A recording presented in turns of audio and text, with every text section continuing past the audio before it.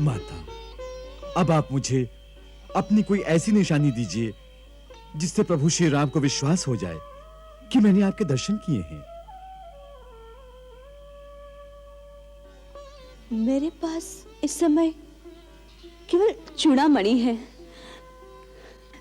यही ले जाओ। इसे देखते ही उन्हें बहुत सारी यादें आएगी। ये लो।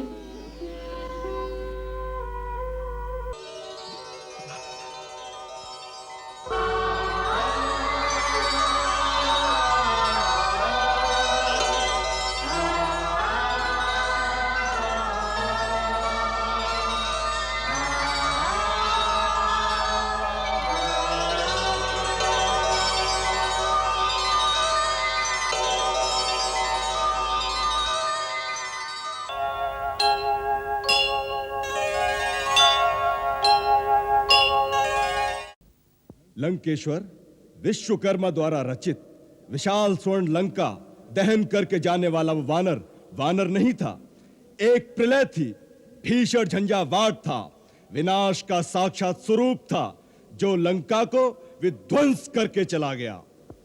यह स्पष्ट संकेत है कि शत्रु प्रबल है, हमें सावधान हो जाना चाहिए। लंकेश कभी असावधान नहीं रहता। असावधानी केवल इतनी हो गई कि उस मायावी मरकट को हमने जीवित छोड़ दिया। आप मंत्री गणों की राय पर। उसमें विशेष मंत्रणा राजा विभीषण जी की थी महाराज, क्योंकि विभीषण जी अपना घर जो बचाना चाहते थे। आप तो ऐसा कह रहे हैं जैसे विभीषण पहले से जानता था कि हनुमान लंका में ऐसा उत्पात मचाएगा। महाराज, विभीषण जी आपके भाई हैं, उनके विरुद्ध कुछ कहा तो नहीं जा सकता, परंतु विचारणी बात यह है महाराज कि महाराज का महल, युवराज इंद्रजीत का भवन, मंत्रीगण प्रहस्त, अकंपन, राक्षस, कुंभ, महामंत्री महापाश, सबकी विशाल अट्टालिकाएं अग्नि की लपटों से विध्वंस हो गई और विभीषण जी के मकान पर आज तक नहीं आई। मंत्रिमंडल का संदेह निराधार नहीं है पिताश्री।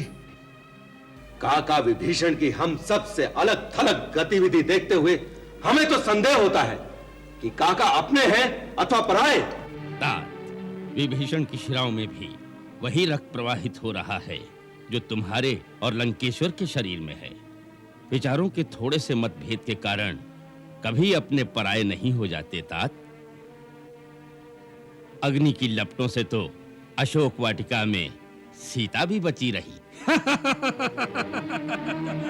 सीता को वो वानर रावण के लिए छोड़ गया। वह वानर तो क्या, साक्षात अग्नि देवता भी ऐसा साहस नहीं कर सकता जो रावण के हृदय में स्थान पा चुका हो उसका कोई अनिष्ट कर सके। साक्षात अग्निदेव भी इससे अधिक और क्या विनाश कर सकते थे महाराज। मानो चतुर्मुख ब्रह्मा जी का प्रचंड कोप अथवा भगवान विष्णु का महान तेज वानर का शरीर धारण करके लंका में त्राहि मचाने आया था।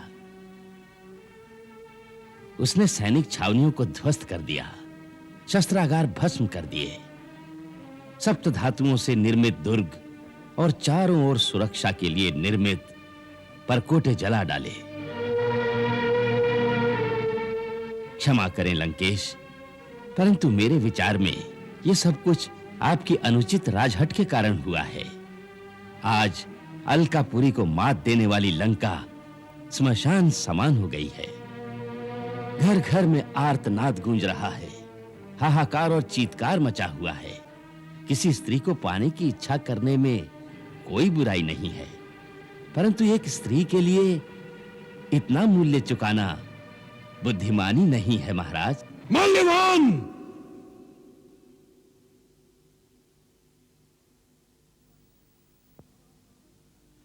आप हमारे नाना हैं, हम आपका आदर करते हैं। इसका यह अर्थ नहीं कि आप राज्यसभा के अनुशासन और शिष्टाचार का उल्लंघन करें। क्षमा राजन। भविष्य में इसका ध्यान रहे। जो आज्ञा लंकेश। इंद्रजीत, विश्वकर्मा को आदेश दो, लंकापुरी में जो क्षति हुई है, अग्नि की लपटों से जो हानि हुई है, उसे तुरंत पुनः पहले के समान कर दें। इस कार्य में एक पल का विलंब नहीं होना चाहिए। जो आज्ञा पिताश्री।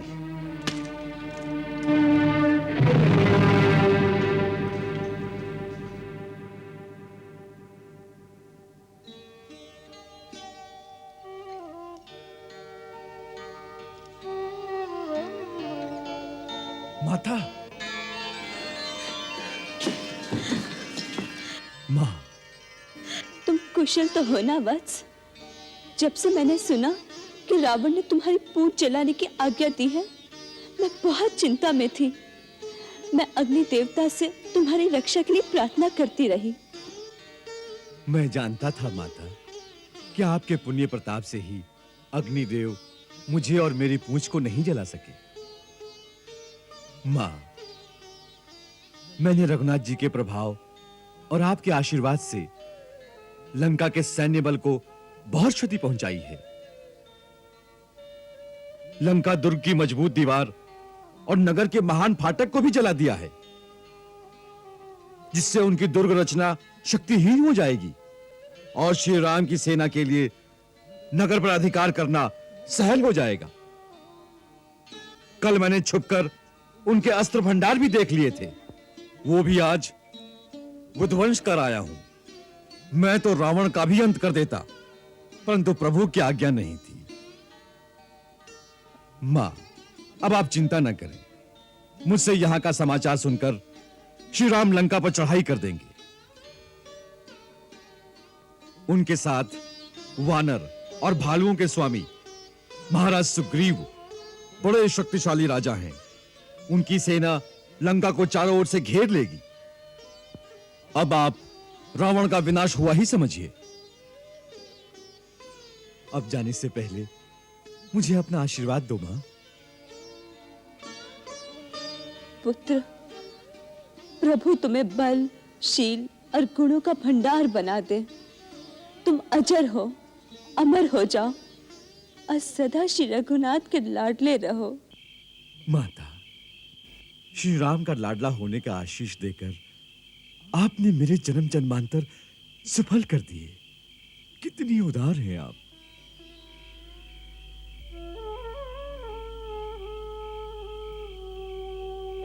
माता, अब आप मुझे अपनी कोई ऐसी निशानी दीजिए जिससे प्रभु श्री राम को विश्वास हो जाए कि मैंने आपके दर्शन किए हैं। मेरे पास इस समय केवल चूड़ामणि है, यही ले जाओ। इसे देखते ही मुझे बहुत सारी यादें आएगी। ये लो।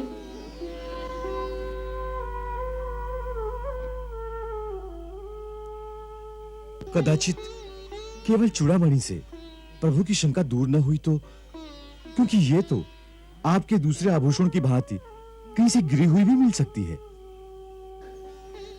तुम बहुत बुद्धिमान हो हनुमान। उन्हें और एक बात याद कराना जो केवल उन्हें और मुझे ही पता है। उनसे कहना कि जब इंद्र के पुत्र जयंत ने कव्वे का रूप धरकर मेरे पैर में चोट मारी थी, तो आपने सरकंडे का एक बाण इस प्रकार अभिमंत्रित करके उसके पीछे छोड़ा कि वो 3 लोक में भागता फिरा, पर वो उस बाण से न बच सका। और फिर उसने जब आपके चरणों में आकर क्षमा मांगी तो उसे एक आंख से काना करके आपने छोड़ दिया। उनसे कहना कि जिस सीता के लिए आप एक कौवे की दुष्टता सहन नहीं कर सके, आज वही सीता राक्षसियों के बीच धरती और धूल में लौट रही है। अब उनका प्रेम क्यों कम हो गया? अब आने में देरी की तो मेरा मृत शरीर भी नहीं देख पाएंगे। ये लोग मेरे टुकड़े करके खा जाएंगी।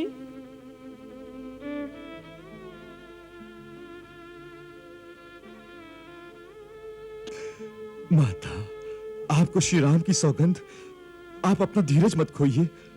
आपको कुछ हो गया तो श्री राम का इतना बड़ा अभियान व्यर्थ हो जाएगा। उनको यदि मैं आपकी सारी बात बताऊं तो वो विह्वल हो जाएंगे। मैं जब आ रहा था तो उन्होंने कहा था कि वैदेही से कहना कि तुम्हारे और मेरे प्रेम का तत्व केवल मेरा मन ही जानता है, और वो मन सदा तुम्हारे पास ही रहता है। इसी से मेरी प्रीत का रहस्य तुम समझ सकोगी। मां, इसके बाद प्रभु से शिकायत करना क्या उचित होगा? नहीं हनुमान, नहीं उचित नहीं है, परंतु दुखी व्यक्ति को उचित या अनुचित का भान नहीं रहता। तुम उनसे इतना ही कहना कि अपनी सेविका को मन से ना बिसारे। तुम जाओ, तुम्हारा मार्ग सुखद हो।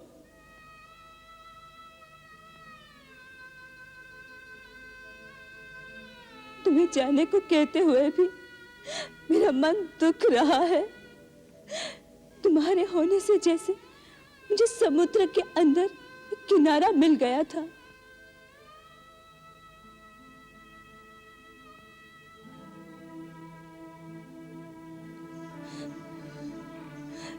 तुम चले जाओगे तो वही निराशा का अथाह समुद्र रह जाएगा। नहीं माता, आप आशा का पल्लू न छोड़िए। मैं वचन देता हूं, कुछ ही दिनों में आप सुनेंगी कि श्री राम की सेना ने लंका को घेर लिया है। देवी मैया तुम्हारा कथन सत्य करे। जाओ वत्स, मेरी ओर से अपने प्रभु के चरण छूना। जाओ।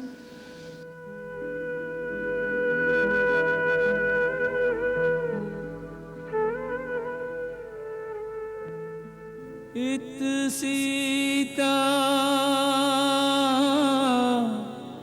व्याकुल व्यथित उत चिंतित रघुवीर दो हृदयों को बीधता बिरहा का एक तीर दो हृदयों को बीधता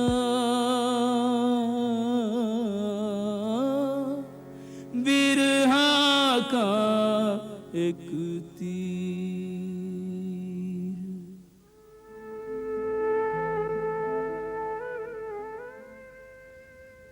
श्री राम प्रभु की जय हो।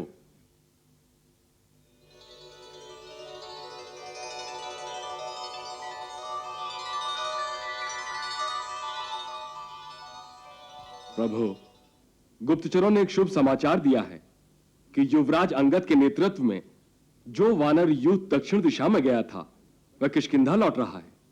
सुना है कि रास्ते में उन्होंने मेरे पिता पितामहों के प्रिय मधुवन नाम के सुंदर बाग का सारा मधु पहरेदारों से छीनकर पी लिया है। यह इस बात की निशानी है कि वह सारा वानर यूथ बहुत ही प्रसन्न है। अतः वह अवश्य ही जानकी जी की खोज करने में सफल होकर लौटे हैं। भगवान करे तुम्हारा कहना सत्य हो भाई। रामचंद्र की जय, श्री रामचंद्र की जय, श्री रामचंद्र की जय, श्री रामचंद्र की जय, श्री रामचंद्र की जय, श्री रामचंद्र की जय, श्री रामचंद्र की जय, श्री रामचंद्र प्रभु, मेरा अनुमान सत्य है। निश्चय ही भगवती सीता का पता लग गया है। अन्यथा अवधि बीत जाने पर यह वानर मेरे डर के मारे यहां लौट कर ना आते। यदि आते भी तो इस प्रकार प्रसन्नता से किलकारियां मारते हुए ना आते। श्री रामचंद्र की जय।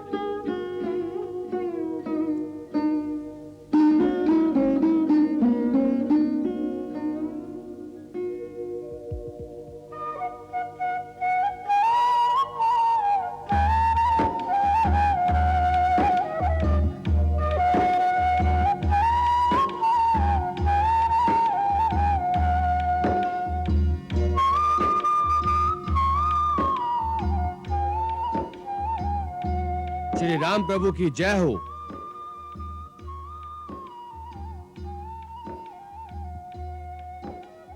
युवराज अंगद, जामवंत, हनुमान और समस्त वानर वीर, हम आप सब लोगों के आने से बहुत प्रसन्न हुए। आप सब लोग कुशल से तो हैं? आप जिस कार्य के लिए गए थे, क्या वो कार्य सिद्ध हुआ? हे रघुनंदन, आप जिस पर कृपा करते हैं वो सर्वदा कुशल रहता है। वही विजयी होता है जिसका यश तीनों लोकों में उजागर होता है। सो हे नाथ, आपकी कृपा से हमारे सारे कार्य सिद्ध हो गए। हे रघुकुल शिरोमणि, पवन पुत्र हनुमान ने अकेले ही जो साहस और पराक्रम दिखाया है, उसकी गौरव गाथा का वर्णन 1000 मुखों से भी नहीं किया जा सकता। वो 100 योजन का समुद्र लांघकर लंकापुरी तक हो आए हैं और माता सीता के दर्शन कर आए हैं। क्या तुम सीता के दर्शन कराए? प्रभु, इसमें मेरा कोई गौरव नहीं। यह आपकी शक्ति का प्रताप है कि मैं भगवती सीता के श्री चरणों तक पहुंच पाया। हनुमान, हनुमान तुम सीता तक पहुंचे? तुम सचमुच सीता तक पहुंचे? वो कुशल से तो है ना? हाँ प्रभु, देवी सीता सकुशल हैं। मैं उनके दर्शन कर आया हूं।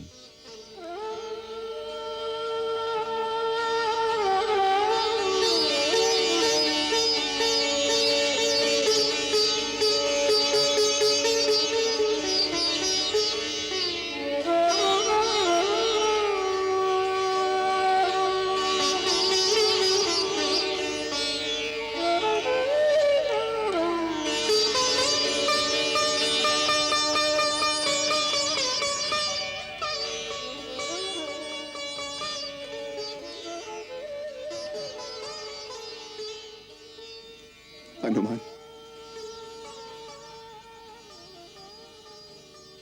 हनुमान, मेरा मन करता है कि जिन आंखों से तुम सीता को देखकर आए हो, उन आंखों के बीच बैठकर मैं भी स्वयं उस छवि के दर्शन करूं, पर यह संभव नहीं है। हनुमान, अब तुम ही मुझे बताओ कि मेरी सीता कैसी है, उसके दिन कैसे कट रहे हैं। वो कभी मुझे याद भी करती है या नहीं? आप पूछ रहे हैं कि कभी याद भी करती हैं? भगवान, ये पूछिए कि क्या कोई ऐसा क्षण है जब वो आपको भूल पाती होगी? प्रभु, उन्होंने तो जैसे अपनी चारों ओर राम नाम का घेरा बना रखा है और उसी घेरे में इस प्रकार रहती हैं जैसे सीप के अंदर पवित्र मोती रहता है। और जिस धरती पर सोती हैं, जिस आकाश के नीचे रहती हैं, जिस वायु से श्वास लेती हैं, वो धरती, वो आकाश, वो वायु सब जैसे राम ही है। उनके चारों ओर श्री राम न होते तो आज सीता माता जीवित न होती।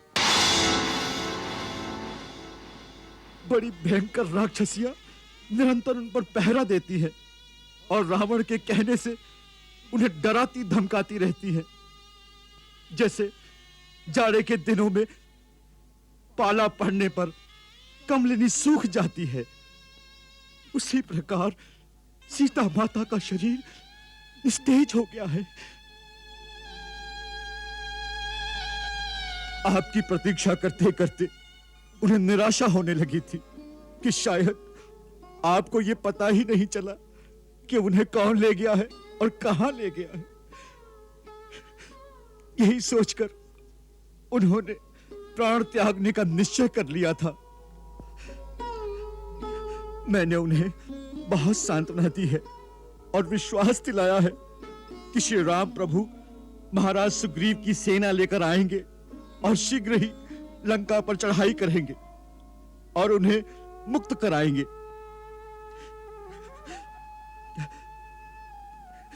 भगवान, यदि माता को जीवित देखना चाहते हैं तो अब विलंब ना कीजिए।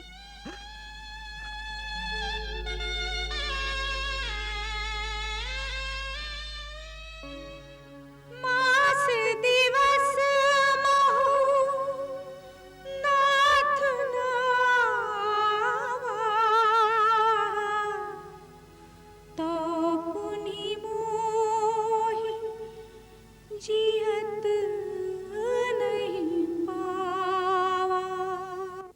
नहीं सीते, नहीं। अब हम कदापि विलंब नहीं करेंगे।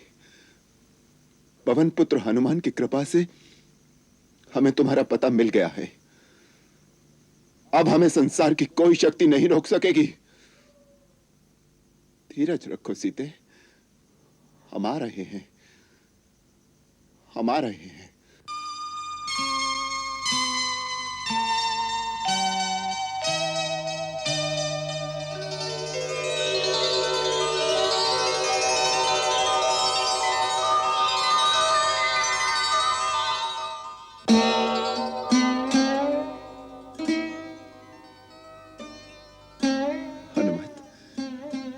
उन्होंने हमारे लिए कोई संदेश दिया है? कुछ कहा है हमारे लिए?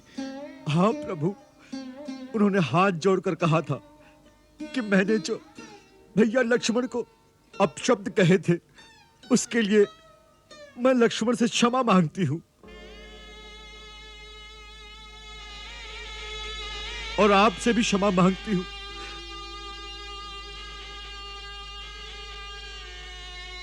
मेरी इतनी सी भूल का इतना दंड न दीजिए मुझे। और फिर उन्होंने कहा कि दीनों पर दया करना तो आपका विरध है। इस समय मुझसे अधिक दीन और कौन होगा।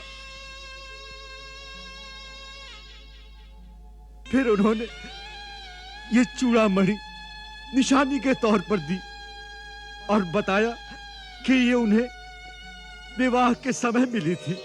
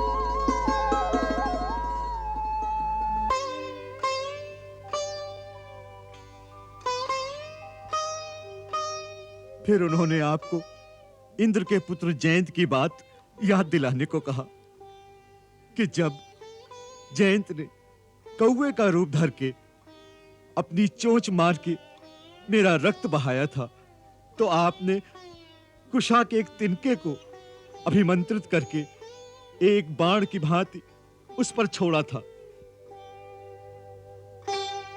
तो उससे बचने के लिए वो तीनों लोकों में उड़ता रहा, परंतु आपके अमोद बाण से उसे कहीं शरण नहीं मिली। अंत में वो स्वयं आपकी शरण में आया। आपने उसे एक आंख से काना करके उसे क्षमा कर दिया।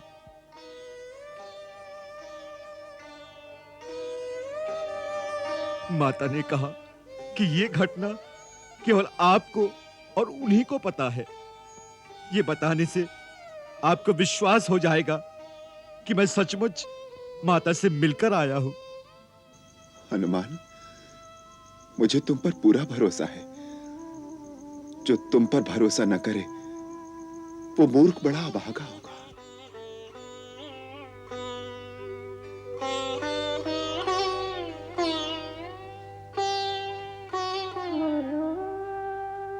प्रभु, जयंत की कहानी सुनाकर माता ने रोते रोते इतना ही कहा कि मेरे प्रति यदि एक कौवे की धृष्टता आप सहन नहीं कर सकते थे, तो आज मुझ पर जो अत्याचार हो रहे हैं वो आप कैसे सहन कर रहे हैं? नहीं, सहन नहीं होते। हम सचमुच सहन नहीं करेंगे। हम तुम्हें कैसे बताएं कि हमारे दिल पर क्या बीत रही है।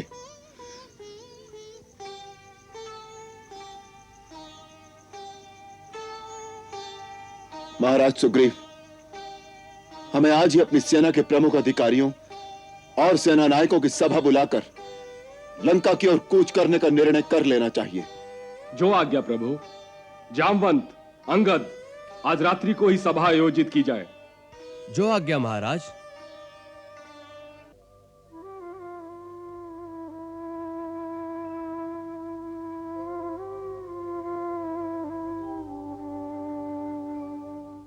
हनुमान, आज तुमने बड़ा महान कार्य किया है। पृथ्वी पर कोई दूसरा ऐसा करने की बात सोच भी नहीं सकता। उस विशाल महासागर को लांघ सकना केवल गरुड़, वायु और तुम्हारे सिवाय और किसी के लिए संभव नहीं। तुमने वहां जाकर रावण के द्वारा सुरक्षित नगरी में मेरी सीता से मिलकर मुझे उसका संदेश और ये जो चूड़ामणि लाकर दी है, तो मुझे ऐसा लगता है मानो तुमने मुझे सीता से ही मिला दिया हो।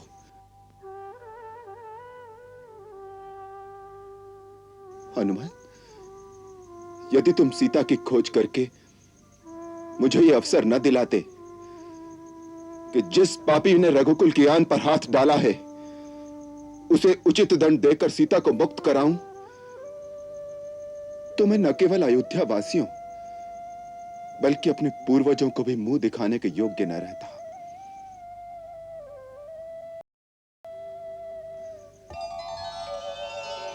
आज तुम रघुवंश, मेरे और लक्ष्मण के धर्म और हमारी आन की रक्षा के मुख्य साधन बन गए हो। आज तुमने मेरा परम प्रिय कार्य किया है। देवता, मनुष्य अथवा मुनि, कोई भी शरीरधारी आज तुम्हारे समान मेरा उपकारी नहीं है।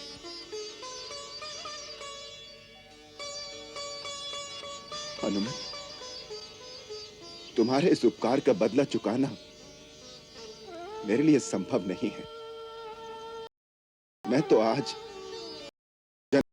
लिए तेरा ऋणी हो गया पुत्र, तेरा ऋणी हो गया।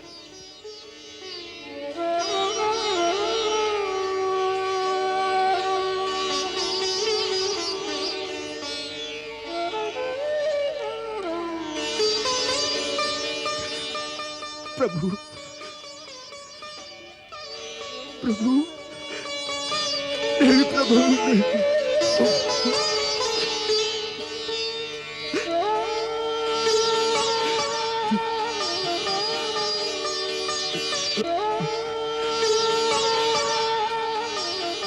उठो हनुमान, मुझे चरणों में रहने दीजिए प्रभु। बार बार प्रभु चहीं उठावा, प्रेम मगन तेहि उठब न भावा। प्रभु कर पंकज कपि के सीसा, सुमिर सुदशा मगन गौरीसा। सुमिर सुदशा मगन गौरीसा।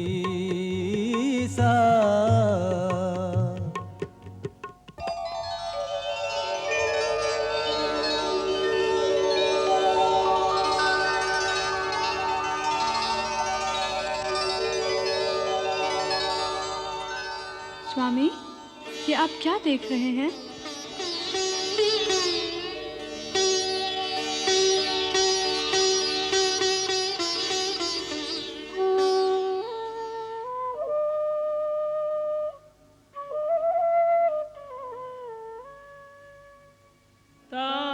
कहूँ प्रभु कछु अगम नहीं, जा पर तुम अनुकूल।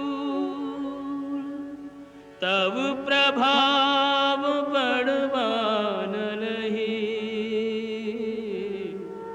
जार सकै खलु तू। प्रभु, जिस पर आपकी कृपा हो जाए उसके लिए संसार में कोई भी काम कठिन नहीं होता। उसके लिए असंभव भी संभव हो जाता है। फिर भी यदि आप ऋण चुकाने की बात करते हैं तो प्रभु कृपा करके मुझे अपनी निश्चल भक्ति दे दीजिए।